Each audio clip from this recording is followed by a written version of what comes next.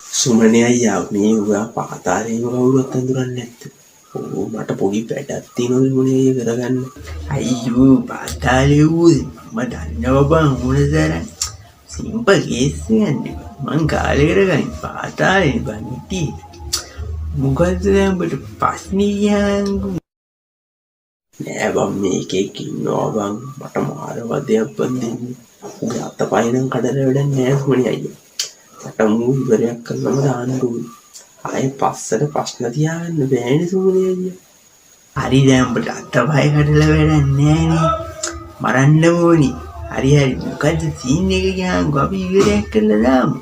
මං අඳුරන දෙතුන් දෙනෙක් ඉන්නවා යුවටම ඉන්න ඩයල්. ආයි කපලම ඩයි බෙල්ලම. නෑ බං මාර කේස් යන්නේ බං. මම Facebook එකේ ෆොටෝ එකක් දාපු ගමන් ඌ ඇවිල්ලා බං හා ඔබලා යනවා බං.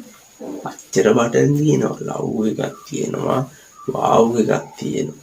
මොකුත් දාන්නේ නෑ බං. ඌ ඇවිල්ලා හා ඔබලා යනවා. මම දැන් දවස් දෙකක් නම බලන් හිටියා. මම දාන හැම ෆොටෝ එකටම මූ මචං ඇවිල්ලා හා දානවා සුමනේ අයියා. මාර කේස් යන්නේ සුමනේ අයියා. අඩුයි නම් ඉතින් වද දීලා වැඩක් නෑ බං. මරලා වැඩකුත් නෑ. ඕකට වෙන මොකක් හරි දඬුවමක් දෙමු. මරපතල වැරදි කරේ ඉන්නේ බං.